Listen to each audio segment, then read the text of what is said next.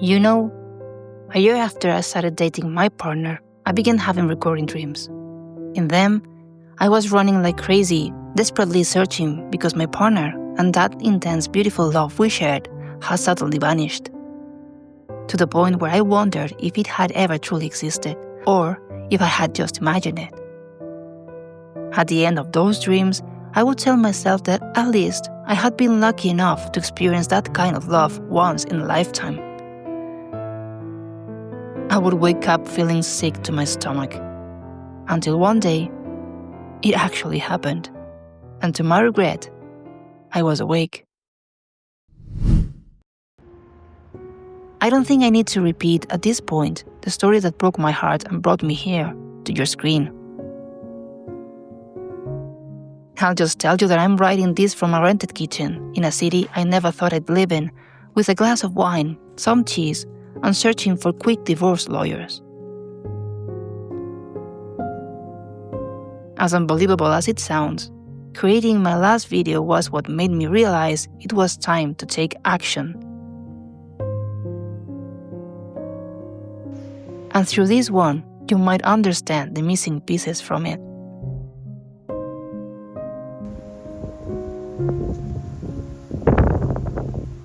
I've spent the last year and a half wandering from one country to another, trying to piece myself back together. Getting stronger, rebuilding like a phoenix, fully aware that this moment would come and that the wounds would reopen once again.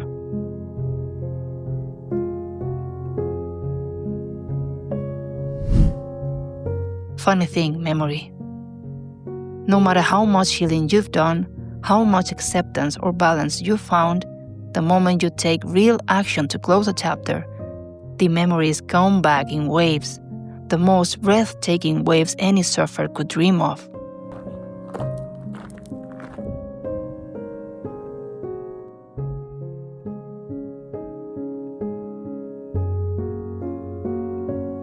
And the fact that Christmas lights are already up and the supermarkets are full of nougat doesn't make the ride any easier.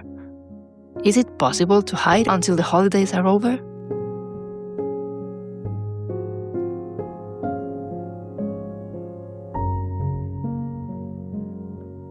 I know healing a broken heart takes time, especially when you loved deeply and the goodbye came so unexpectedly. I know the theory that grief requires sitting with sadness, slowly layering small bandages until your heart begins to mend.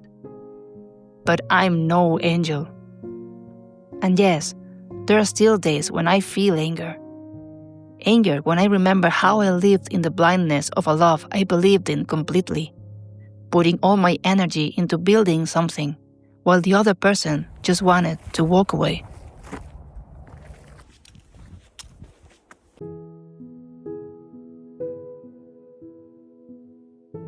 That hurts.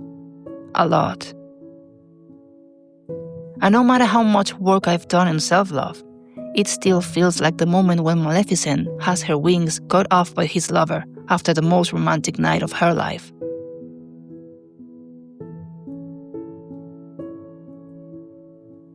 I have to confess that, as I write these words, as I look up lawyers, as I work on forgiveness and all the memories return vividly to my mind, the flame of anger burns.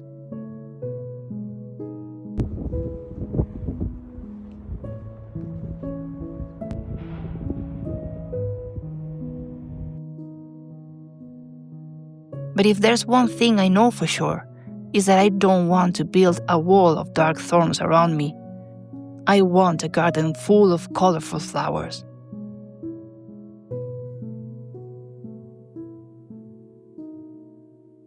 And I know that, to grow it, I must forgive. But not only forgive the other person, also forgive myself. And I think that's the hardest part.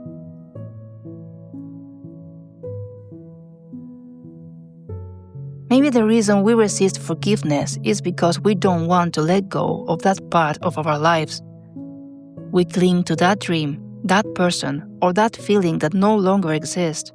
But somehow, if we keep the fire of anger alive, that rage brings it back again and again, keeping it alive, like a zombie.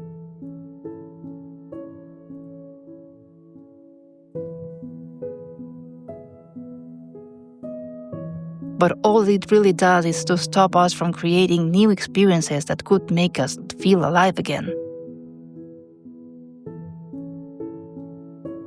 Forgiveness is the only thing that can set us free, the only way to look at life again through the lens of love.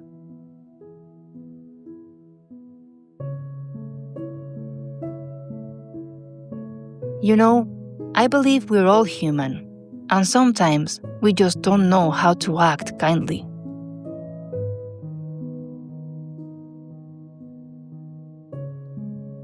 You can't force anyone to love you, or to think and act the way you would.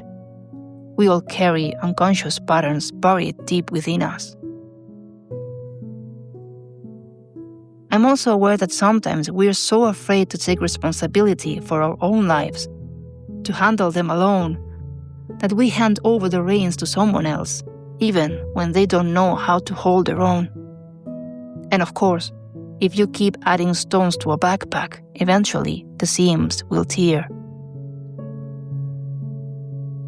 There's nothing more freeing than remembering that in these love stories there are no villains, only children trying to survive in an adult world the best way they can.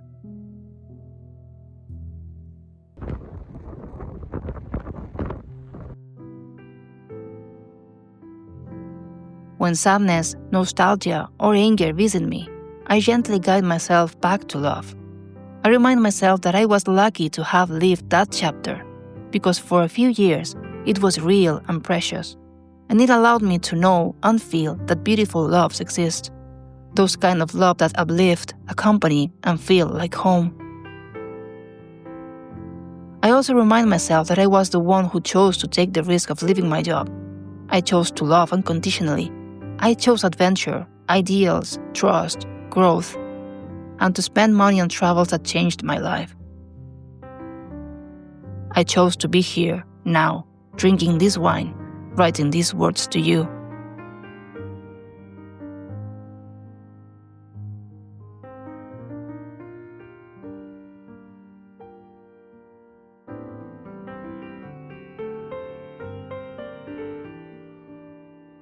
I am aware that I wouldn't be on this path today if that person hadn't supported my wildest dreams, even though he didn't feel comfortable with them. And for that, I have to be grateful.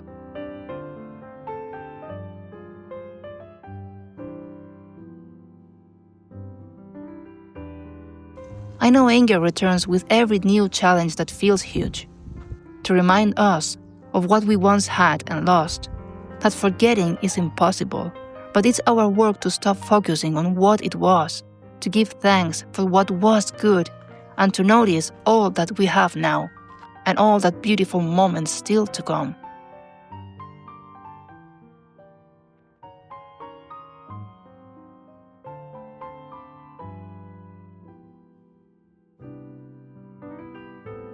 I know that means having certainty beyond logic that life will bring us golden moments again, but that, I believe, is the very faith that opens doors and sets us free. So yes, I choose forgiveness, because choosing to let go hurts for a while, but staying in the story hurts forever.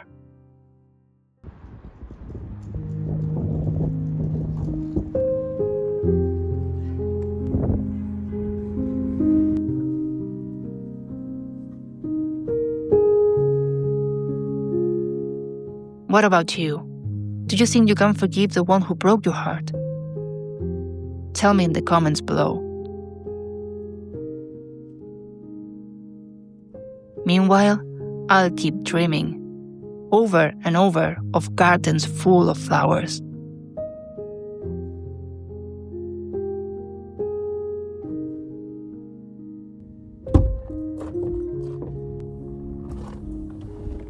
See you next week. Goodbye.